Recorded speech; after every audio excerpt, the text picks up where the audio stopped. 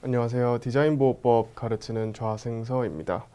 오늘 변리사 2차 시험 디자인보호법 OT 간단하게 해보도록 하겠습니다. 자, 시험 개요 알려드릴게요. 일단 2차 시험을 보시게 될 텐데 일단 1차랑 다르게 논술형 시험이죠. 그리고 이제 아무래도 디자인보호법은 선택 과목이다 보니까 필수 과목인 민사소송법, 특허법, 상표법 강사님께서 더 자세히 알려주셨겠지만 일단은 논술형 시험으로서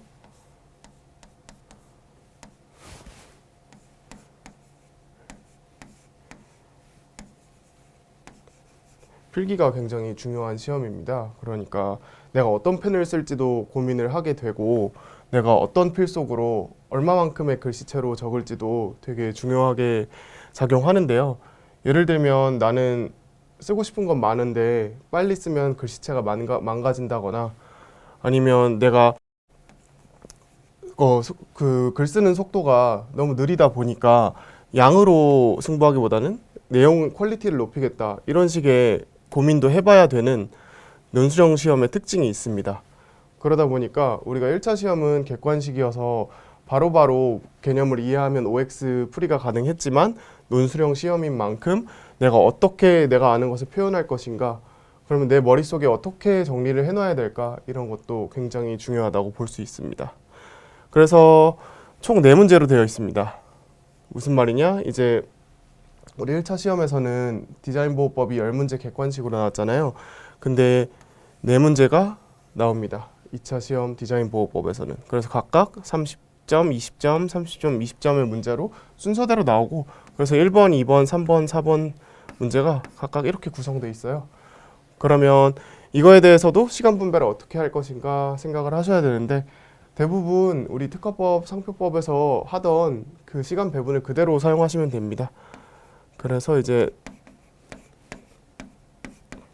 이렇게 저는 간단하게 말씀드릴 수 있을 것 같고, 그래서 이 부분은 저는 36분, 24분, 36분, 24분에서 2시간 채웠고, 뭐 마지막에 2분 무조건 남긴다 이런 느낌으로 가져갔는데, 이 부분은 본인 취향에 맞게 알아서 설계하시면 될 것 같고, 그리고 이제 본인이 듣는 강사님, 필수 과목 강사님의 방법을 따라가시는 게 아무래도 더 좋지 않을까 싶은 게, 아무래도 선택 과목에는 시간 투자를 덜 하다 보니까 시간 투자를 많이 하게 되는 과목의 선생님과 아무래도 인강에서 더 많이 접하게 되고 혹은 실강에서 접하게 되고, 그러면서 그분 스타일 따라가는 게 제일 안정적이지 않을까 싶어요.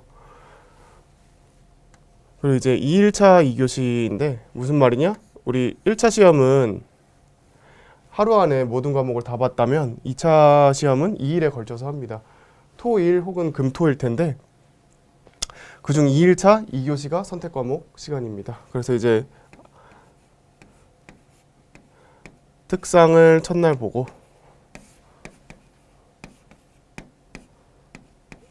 이렇게 본다고 생각하시면 되겠습니다. 그래서 2일차 2교시다. 상대적으로 부담이 적은 과목이긴 하죠, 선택 과목이. 그러다 보니까 이제 그 시험 첫째 날 끝나고 민사소송법 그 마지막 복습하기 전에 이제 디자인보호법 간단히 보고 가는데, 그나마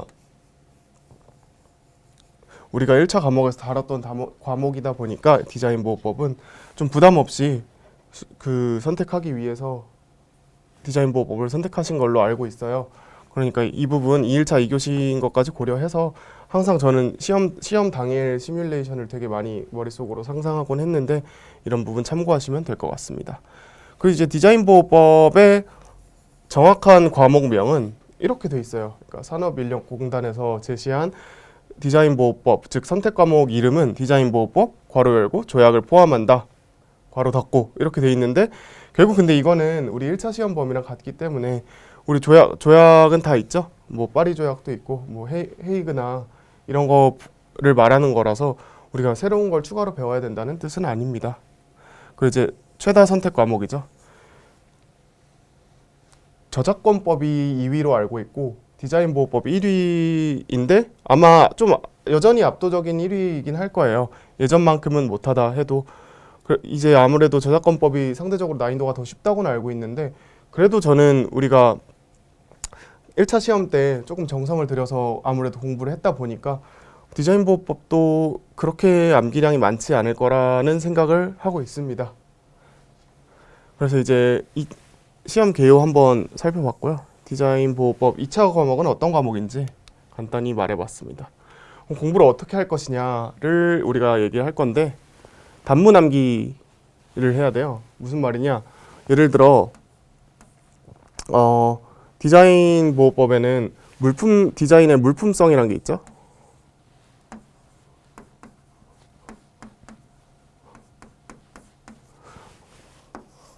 물품성이 문제되는 그 물품성이 문제의 소재로 나오게 되는 문제를 우리가 만나게 된다면 물품성에 대한 일반론을 써주고 그 다음에 문제풀이를 해야 된단 말이에요. 그래서 이 부분을 외우는 겁니다. 그래서 이거는 사안 해결, 사안의 경우, 사안 포섭 등으로 불리는데 이게 일반론과 사안을 구분해서 쓰는데 이 부분을 외워줘야죠. 우리가 머리로는 OX 그 디자인 보호법 1차 때 공부해서 OX를 다 가릴 수 있지만 사안도 결국 우리가 문제 나온 워딩을 그대로 사용해서 정답을 내놓는 거고, 하지만 일반론은 그냥 바로바로 외운 것을 빠르게 써내려가는 게 중요합니다. 왜냐면 이런 부분은 대부분 고정적이기 때문에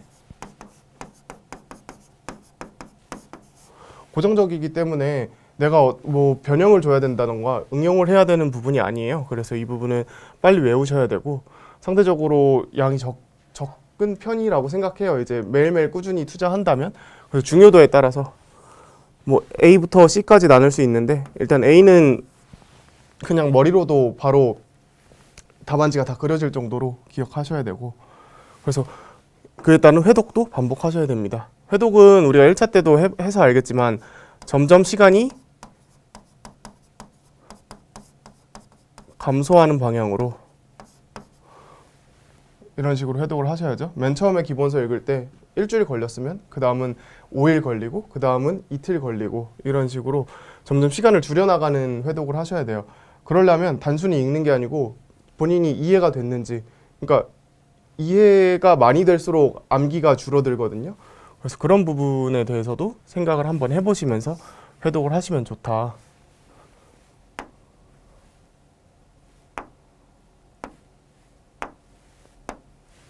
자, 그리고 실전 GS. 상대적으로 실전 GS의 중요도가 낮습니다. 왜냐면 우리가 특허 상표랑 그 민사소송법 하기도 바쁘기 때문에 그것들을 하면서 얻는 우리가 경험치가 그대로 디자인 보호법에 쓰이기도 하고, 아무래도 같은 지적재산권 법이니까 특허랑 상표는 그대로 경험치가 쌓이기 때문에 실전 GS는 이제 최소한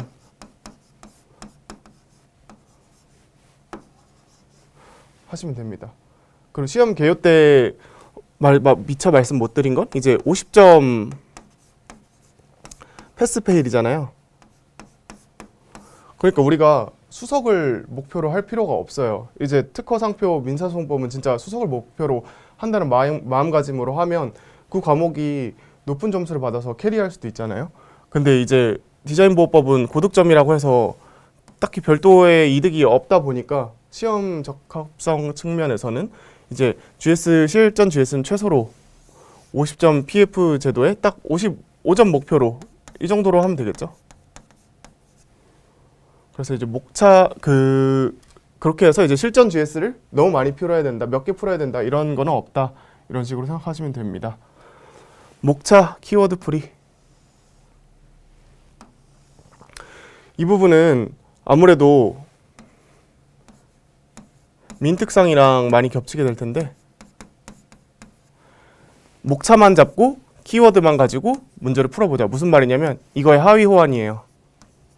우리가 최소 16장짜리 답안지를 쓰게 될 텐데 저번에 답안지도 20장으로 바뀐 걸로 알고 있는데, 그래서 이런 부분에 대해서 목차나 키워드로만 문제를 풀어보는 거예요. 예를 들어 이렇게 문제가 있으면 몇 점 이렇게 문제가 써 있을 거란 말이에요. 그럼 해당 점수에 해당하는 양을 생각해서 키워드만 1번, 2번, 뭐 0번 문제의 소재, 1번 물품성의 의 취지, 물품성의 요건, 그래서 사안의 경우, 그리고 두 번째 논점 이런 식으로 본인이 목차만 이렇게 작성을 해서 문제를 풀어보는 거죠. 근데 대부분 답안지를 쓰기 전에도 이걸 잡아보잖아요. 하지만 이제 목차 키워드 풀이는 아무래도 답안지를 안 쓰다 보니까 여기에 시간을 더 투자하는 거예요. 구체적으로 내가 뭐가 들어가는지 키워드까지 작성을 해보자는 겁니다. 사실 의, 취지, 그 요건 이렇게만 써놓고 실제 답안지 했을 때 리마인드를 한단 말이에요. 근데 그게 아니라 우리가 목차를 풀 때도 목차로 풀 때는 키워드를 구체적으로 적어본다 해서 저는 이제 같이 스터디하는 스터디원들이랑 실제로 디자인 보호법 같은 거는 목차나 키워드 풀이로 암기 겸 이렇게 스터디를 진행을 하기도 했습니다. 그래서 이제 시간 투자를 얼마큼 해야 되냐 선택 과목이다 보니까 근데 대부분 강사님이 비슷하게 말씀하실 텐데 이제 자투리 시간을 많이 쓰셔야 돼요. 그래서 지하철 이제 교통편을 타고 이제 본인이 공부하는 장소로 이동한다면 교통수단에서 혹은 아니면 학원 가는 길 아니면 쉬는 시간, 점심시간 이럴 때 활용해 주시면 좋은데 저는 개인적으로 식사 시간에 공부하면 체하게 돼가지고 주로 하는 거는 이제 교통수단을 타고 있을 때나 그 왔다 갔다 하는 시간이나 아니면 공부가 너무 안 돼서 쉬고 싶을 때나 아니면 집 가기 전에 마지막 한 시간은 디자인 보호법 하고 가야지 이런 식으로 시간을 구성했습니다. 그래서 이제 아무리 많아도 하루에 1시간 이상 쓰지 말라고 하거든요. 그래서 이런 부분은 그럼 인강이 된다면 이제 뭐 본인이 2배속으로 들으면 2강 혹은 3강까지도 들을 수가 있을 텐데 이런 부분도 한번 생각해 보셔야 되고 아무래도 기득 동차이신 분들이 OT를 많이 듣지 않을까 싶은데 동차는 그래도 최소한의 시간은 투자를 해야 돼요. 그리고 이제 기득 이상을 기득 플러스라고 쓰면 이 사람들 중에는 실전지에서 하나도 안 풀고 가서 패스 받는 사람도 되게 많습니다. 그래서 기득 같은 경우는 이제 단문 리마인드 정도만 본인이 이제 하루에 30분씩 한다던가 해서 이제 마지막에 판례 정리만 하고 들어가도 이제 디자인 보호법은 안정적으로 받는 거죠. 왜냐면 특허 상표랑 비슷하기도 하고 이미 단문 암기는 해놨으니까 이미 체급이 올라와 있고 금방 폼을 올릴 수도 있으니까. 하지만 동차는 단문 암기도 사실 처음이고 그리고 실전 GS도 경험이 너무 적고 이러다 보니까 최대 1시간까지는 시간을 투자하는 게 좋긴 하다. 그래야지 설령 내가 운이 없어서 그 동차 시험에서 안 좋은 결과를 받게 되더라도 기득 때 필수 과목에 투자할 수 있으니까요. 기득 됐는데 결국 나 선택 과목도 못 건졌고 그 필수 과목도 못 건졌어 이렇게 되면 정말 우선순위 잡기가 애매해지거든요.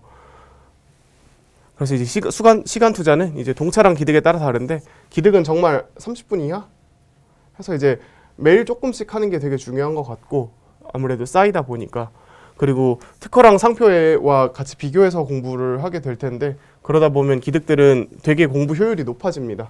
동차는 상대적으로 없으니까 최대 1시간까지는 생각해 보셔라 이렇게 말씀드릴 수가 있겠고 단문 암기랑 목차 키워드 풀이는 일단 이거 1번 하고 이거 2번으로 순서를 정하셔도 됩니다. 왜냐면 목차 키워드 풀이는 이미 민특상에서 공부하면서 병행되는 느낌이 생기실 거예요. 그리고 이제 답안지 방향성 사안 해결 이게 왜 그러냐?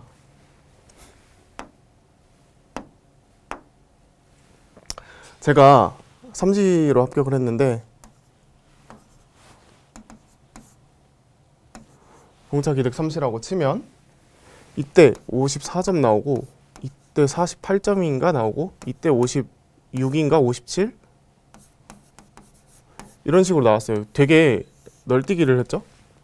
그래서 이때 되게 충격을 먹었는데 물론 이제 3법 필수 과목에서도 엄청 안정적으로 붙어서 이제 뭐 선탈은 아니었는데 그래서 이때 왜 차이가 나냐를 고민 되게 많이 했거든요. 왜냐면 대부분 친구들은 항상 54점 이상으로 받아서 주변에 있던 사람들은 저만 이런 고민을 되게 했던 것 같아요. 그래서 이때 되게 두려웠던 게 아니 내가 3법 공부하기도 바쁜데 언제 선택 과목 이것까지 스트레스 받아. 나 스트레스 받을 시간도 없어. 이런 식으로 고민을 많이 했는데 결국 주변 사람들한테 물어보기도 하고 제 스스로도 이 동차와 기득 때 오히려 실력이 기득대 더 높았을 텐데 왜 그랬지? 라고 생각을 해보면 일단 답안지 방향성은 사안 해결이 제일 중요합니다. 그래서 1번은 풍부한 풀이,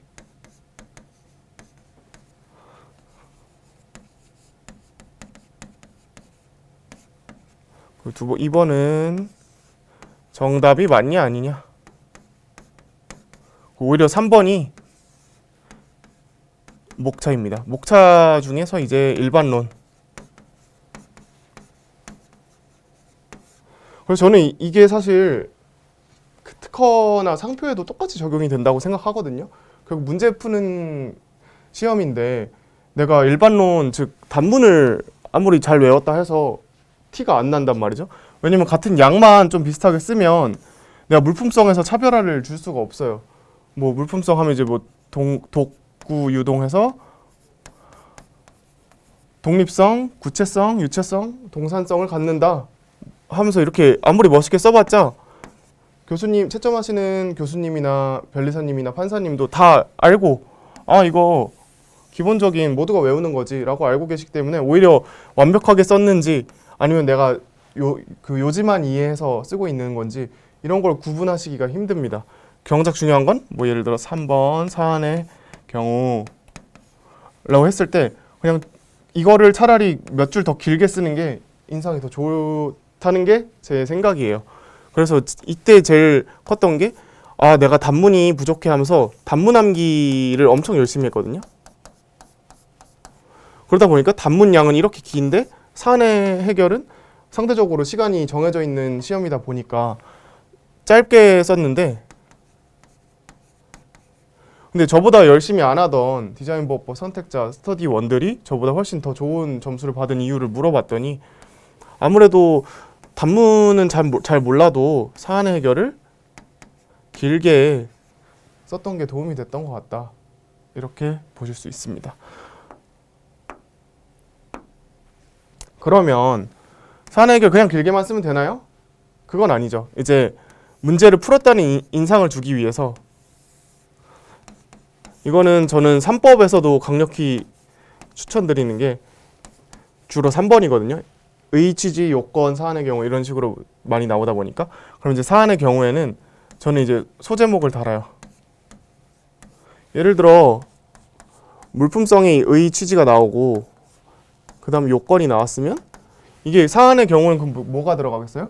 뭐 문제가 된 디자인에 물품성이 있느냐라고 봤을 때 줄글로 적는 것보다 그럼 독립성은 어떠하고 그리고 구체성은 어떠하고 유체성은 어떠하고 그리고 4번 동산성은 어떠함으로 소결 이렇게 된다. 결국 이 사안의 경우에서도 세부 목차를 나눈 거죠. 그래서 이렇게 쓰고 이렇게 쓰고 이렇게 하면 어떤 기분이 드냐? 채점자 입장에서 논리적으로 문제를 해결하고 있구나. 결국 이 요지를 그 성립 요건을 외운 게 단순 암기가 아니라 이렇게 사안에 적용시킬 수 있는 그런 실질적으로 문제를 풀이하는 게 되는구나. 그러니까 실제로 본인이 많이 하는 거랑 잘 안다고 보여주는 거는 별개잖아요. 그러다 보니까 이런 부분을 잘 어필을 하는 게 중요할 것 같습니다. 그래서 이 부분은 각자 강사님 답안지에 따라 조금 갈릴 수도 있는 부분이지만 제가 추천하는 부분은 이제 사안의 경우를 풍부하게 써라. 채점자 입장에서 생각을 좀 해봐라. 물론 이제 논술형 시험이 처음이시면 채점자의 입장도 생각하기가 어려울 텐데 일단은 절대적인 경험치가 많이 필요하실 거예요. 그러다 보니까 이제 열심히 한번 많이 써보시고 느끼는 점이 있으면 그 스터디원과 교류도 해보시고 그리고 저한테 질문하셔도 괜찮을 것 같습니다. 그래서 이제 필수 암기 단어는 중요도 A급을 말하는 건데 다음 페이지에 제가 적어놨습니다. 그 디자인 보호법의 특히 특징인 것 같은데 이미지로 기억하셔야 됩니다. 그러니까 심사 기준 판례에 나온 실제 디자인 도면 같은 거 보시면서 이게 어떻게 이루어져 있지? 한번 고민해 보시면서 여기서 나온 동산성, 뭐 유체성 이런 게 결국 어떤 의미로 안 된다는 거구나. 이런 거 한번 생각해 보시면서 그 암기하시면 암기도 더 빠를 거고 그리고 문제 풀 때도 결국에는 여기서 나온 도면을 그대로 쓰시는 경우가 많아요. 출제위원분들이. 그래서 이런 부분도 생각하면서 이미지로 기억해보자 이런 식으로 노력하시면 되겠습니다. 그래서 필수 암기 단원 적어놨는데 추가나 변경 있으면 판례 강의 때 참고하시면 되겠습니다. 근데 아마 추가나 변경 없겠죠. 이 부분은 워낙 중요한 것들이고 유명한 것들이라서 제가 생각하는 건 아마 추가되는 부분이 있을 수 있겠다. 판례 강의나 이럴 때 말씀드리겠다. 이렇게 생각하시면 되겠습니다. 이거 한 번씩 따로 적어 놓으셔도 되고 아니면 저 같은 경우는 기본서 목차에다가 따로 별표 표시를 해놨어요. 그래서 이런 거 부분부터 먼저 외우자 이런 식으로 했고 이것도 결론부터 외울지 아니면 논리적 흐름을 외울지 이해를 할지 이런 것도 되게 중요하니까 한번 읽어보시면서 본인의 스타일을 찾아가시면 될 것 같습니다. 그래서 OT는 이상입니다. 변리사 합격 꼭 제가 응원하면서 열심히 가르쳐 드리겠습니다. 이만 좌승서였습니다. 감사합니다.